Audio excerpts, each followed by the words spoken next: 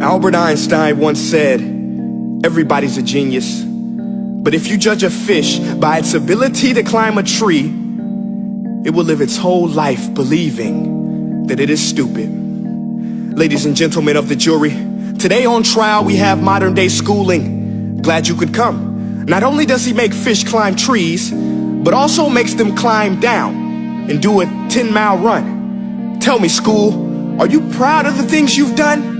Turning millions of people into robots, do you find that fun? Do you realize how many kids relate to that fish swimming upstream in class, never finding their gifts, thinking they are stupid, believing they are useless? Well, the time has come, no more excuses. I call school to the stand and accuse him of killing creativity, individuality, and being intellectually abusive.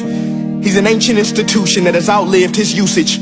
So, Your Honor, this concludes my opening statement, and if I may present the evidence of my case, I will prove it. Proceed. Exhibit A.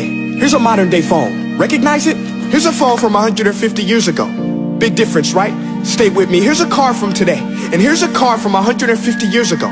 Big difference, right? Well, get this. Here's a classroom of today, and here's a class we used 150 years ago. Now ain't that a shame? In literally more than a century, nothing has changed. Yet you claim to prepare students for the future? But with evidence like that, I must ask, do you prepare students for the future or the past? I did a background check on you and let the record show that you were made to train people to work in factories, which explains why you put students in straight rows, nice and neat, tell them sit still, raise your hand if you want to speak, give them a short break to eat, and for 8 hours a day tell them what to think. Oh, and make them compete to get an A letter which determines product quality, hence grade A of meat. I get it. Back then, times were different. We all have a past. I myself am no Gandhi. But today, we don't need to make robot zombies. The world has progressed. And now we need people who think creatively, innovatively, critically, independently, with the ability to connect. See, every scientist will tell you that no two brains are the same. And every parent with 2 or more children will confirm that claim.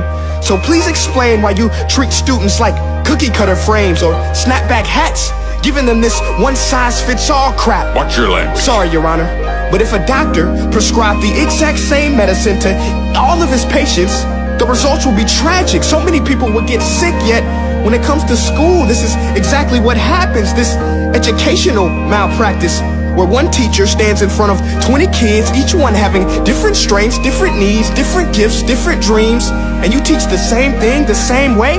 That's horrific. Ladies and gentlemen, the defendant should not be acquitted. This may be one of the worst criminal offenses ever to be committed. And let's mention the way you treat your employees. Objection. Overruled. I want to hear this. It's a shame. I mean, teachers have the most important job on the planet, yet they're underpaid? No wonder so many students are short-changed. Let's be honest, teachers should earn just as much as doctors, because a doctor can do heart surgery and save the life of a kid, but a great teacher can reach the heart of that kid and allow him to truly live. See, teachers are heroes that often get blamed, but they're not the problem. They work in a system without many options or rights. Curriculums are created by policymakers, most of which have never taught a day in their life. Just obsessed with standardized tests. They think bubbling in a multiple choice question will determine success. That's outlandish.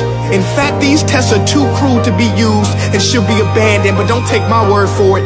Take Frederick J. Kelly, the man who invented standardized testing, who said, and I quote, "These tests are too cruel to be used and should be abandoned." Ladies and gentlemen of the jury, if we continue down this road, the results will be lethal. I don't have much faith in school, but I do have faith in people. And if we can customize healthcare, cars, and Facebook pages, then it is our duty to do the same for education, to upgrade it, change it, do away with school spirit, because that's useless. Unless we're working to bring the spirit out of each and every student, that should be our task. No more Common Core. Instead, let's reach the core of every heart in every class. Sure, math is important, but no more than art or dance. Let's give every gift an equal chance. I know this sounds like a dream, but countries like Finland are doing impressive things. They have shorter school days, teachers make a decent wage, homework is non-existent, and they focus on collaboration instead of competition. But here's the kicker, boys and girls. Their educational system outperforms every other country in the world. Other places like Singapore are succeeding rapidly. Schools like Montessori, programs like Khan Academy. There is no single solution, but let's get moving. Because while students may be 20% of our population, they are 100% of our future. So let's attend to their dreams, and there's no telling what we can achieve. This is a world in which I believe, a world where fish are no longer forced to climb trees. I'll rest my case.